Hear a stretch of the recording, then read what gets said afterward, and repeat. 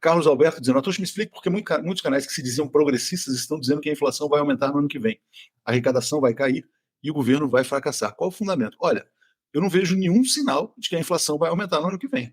Né? Pelo contrário. Né? Aliás, desde que houve uma mudança objetiva na política comercial da Petrobras, a inflação vem caindo no Brasil. Né? Ela está praticamente no centro da meta.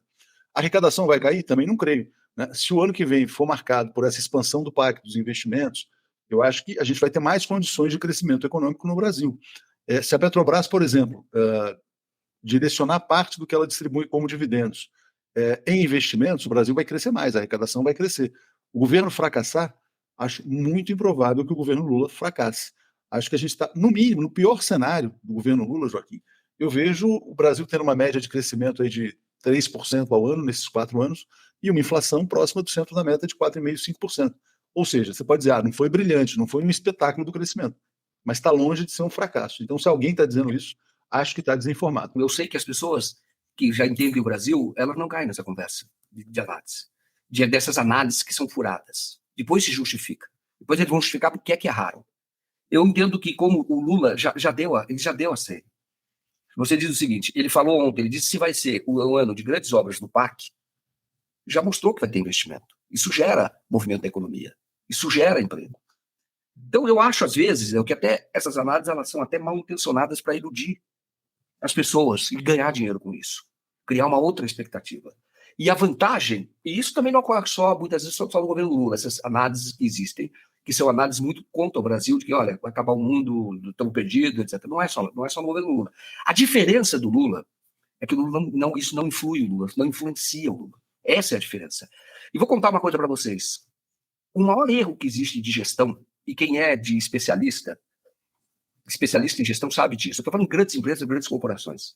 Quando acontece o erro da corporação, e onde que é o erro mais comum? Tá? Quando eles falam que é chamado que seria daquela... Quando você cede ao imperativo institucional. Isto é, quando uma empresa começa a copiar a outra. Isto é, todas vão na mesma análise. Quando ela não tem uma solução original. Essa é a diferença do gestor, viu? Quem fala isso é o Warren Buffett, que é o maior investidor que tem. É uma coisa que ele observa, ele ganha muito dinheiro com isso. Quando ele percebe o Lula tem esse comportamento como gestor da máquina brasileira, ele tem esse pensamento.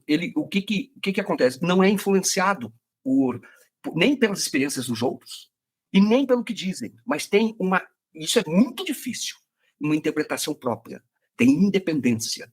Isso faz crescer uma organização. Tá? Como todo mundo sempre foi assim. Porque se o recado, a análise, é como se alguém estivesse dizendo desista, não vai dar certo, você está perdido, etc.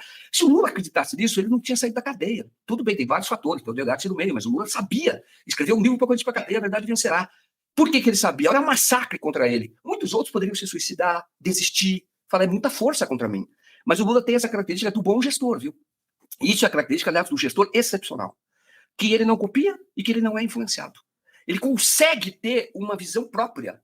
Entendeu? Ele até vê, ele ouve, mas ele não segue o mesmo caminho. Ou seja, ele lidera a manada e não está na manada. Essa é a diferença. Entendeu? Ele está ali no ponto que ele leva a manada para lá. Os outros estão no meio da manada. E a única coisa que os outros enxergam quando estão no meio da manada é o rabo do outro, na frente. Só isso. Então um fica repetindo o outro.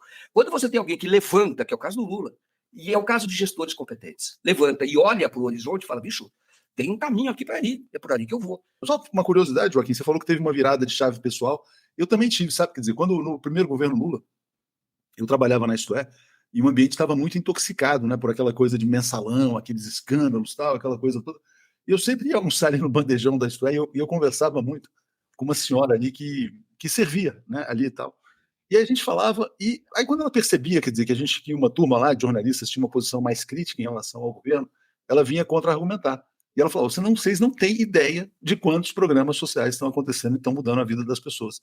Aí eu comecei a prestar atenção, comecei a enxergar ali um outro lado, né, que era fora da nossa realidade, que foi fundamental para a minha virada de chave pessoal também, para sair um pouco daquele ambiente, sabe, intoxicado pela imprensa. E quando você está dentro dessa máquina e está ali reproduzindo, mas não sei o que, mais isso, mais aquilo, é tudo, é o fim do mundo, é uma crise moral, etc., aquela coisa toda, você não enxerga o quadro completo.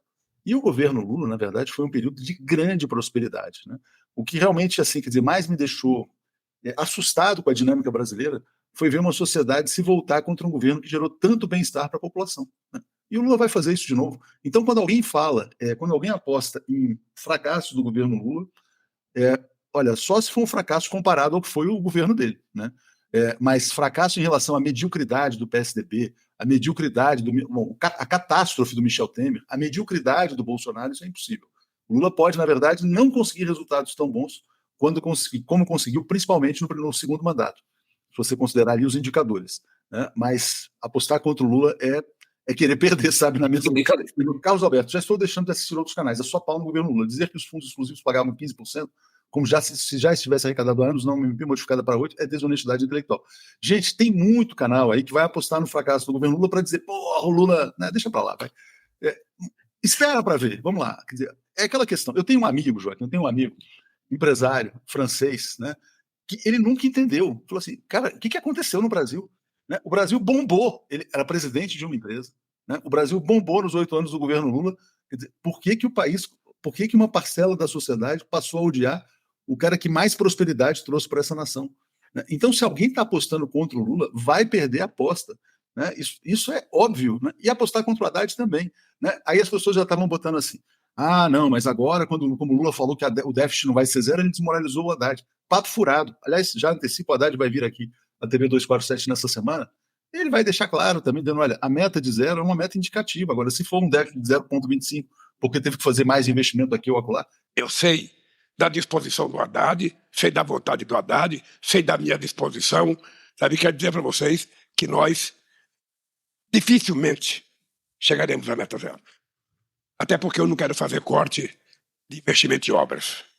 E se o Brasil tiver um déficit de 0,5%, o que é?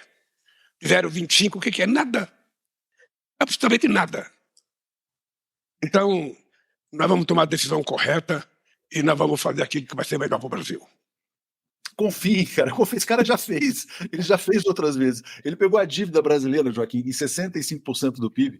Logo depois do Fernando Henrique, tinha privatizado tudo. E sem privatizar, entregou em 35%. Por quê? Porque o país cresceu. Né? Ele vai fazer de novo, ele vai trazer o crescimento. Os números fiscais vão melhorar, a dívida vai cair. Mas como é que ele fez? Da mesma maneira que já tinha feito antes, não tem mistério. Vamos separar, né, o que é gritaria do que é a realidade. Né?